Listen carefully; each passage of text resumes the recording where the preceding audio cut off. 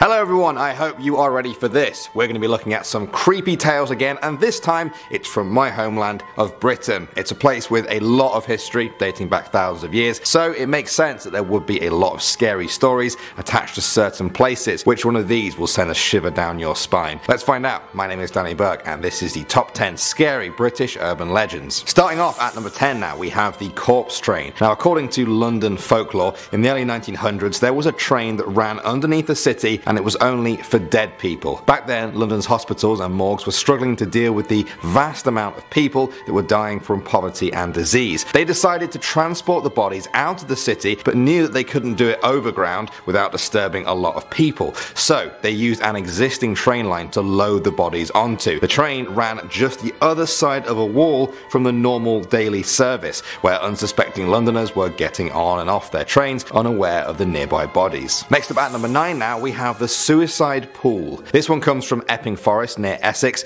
The story goes that years ago, a young couple in love were followed to a pond in the forest by the girl's father. When the couple finally embraced, the father leapt from the trees to confront the boy. The fight got out of hand and the father ended up killing the boy in a rage at the edge of the pool. The waters then turned black. Wildlife that was touching the water died instantly. In the years that followed, bodies started to appear in the water. First it was an old woman, then a young one with her young child beside her. They say the pool drew them into their death and that the pool is still out there in the forest somewhere waiting for its next victim. Next up at number 8 now, we have Annie. This one comes from Edinburgh, Scotland. In the old town there lies a street known as Mary King's Close. It's steeped in myths and legends of hauntings and murders. In 1990, a psychic called Aiko Gibo visited and felt a small hand touch hers. She said that she then made contact with the spirit of a dead child called Annie who had died in a plague hundreds of years ago and had lost her doll. The psychic then went to a nearby shop and brought back a Barbie doll for her.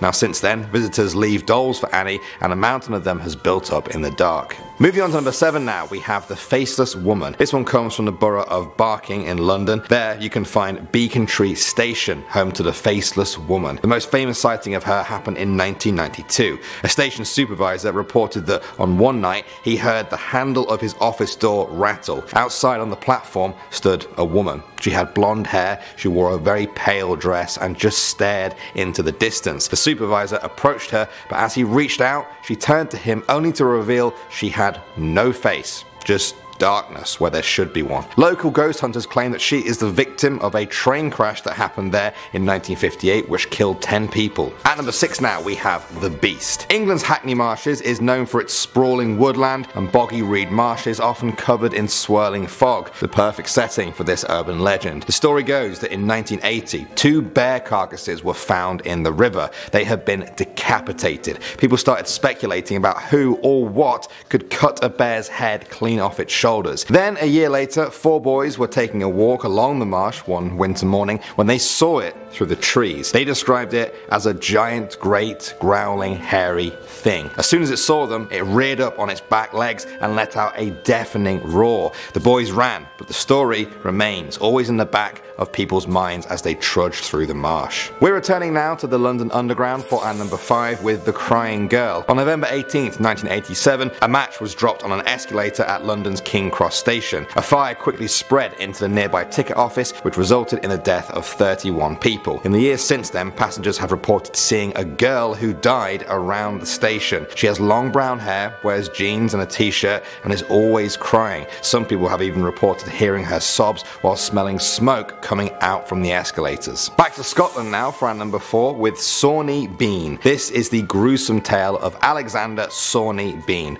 a man who was said to be the head of a Scottish clan of cannibals in medieval times. According to legend, the group was made up of his wife, their 14 children and 32 grandchildren, some of whom were born through incest. They lived in a cave by the water and would ambush people on the road at night. They would bring their bodies back to the cave to then dismember and eat them. Any leftovers were pickled in a jar for later. When King James VI of Scotland eventually heard of these murders, he led a manhunt to capture them. The clan was caught and then executed. Some people say you can still find the cave along the Pennine Head area of Scotland. Moving on to number 3 now, we have Cane Hill. Some say this is one of the most haunted places in England. It was a mental asylum for over 100 years from 1882 to 1991. It built up a reputation for abandoning some of its patients, hiding them away from the public eye and never truly helping them. Some people say the patients who died left their energy behind there because of their tortured lives. The building was gutted by a mysterious fire in 2010. Perhaps the scariest stories of all are of the faces appearing by the burnt out windows. Next up at number 2 now, we have the House of the Screaming Skull. This one comes from Bettiscombe Manor in Dorset, England. The legend goes that in 1830 a man lived there called John Frederick Pinney. He had a slave that he had brought back from the Caribbean island of Nevis.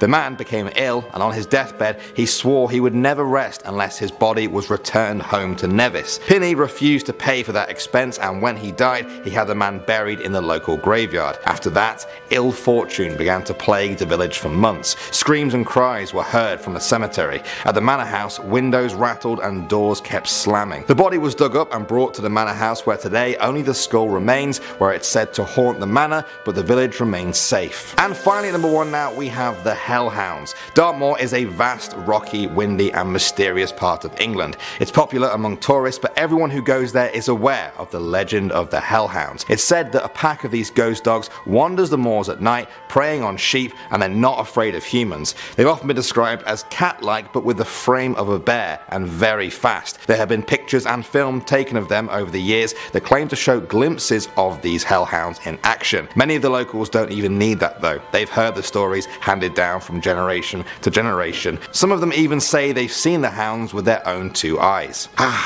Great stories. I want to talk about more of them, but next time I want them to be from other countries. We've done a few of them now, but there's plenty more countries out there. Where are you guys from? Does your country have some scary stories that I might like? Let me know. I'm Danny Burke. Thank you as always for watching, guys, and I'll see you all in the next video.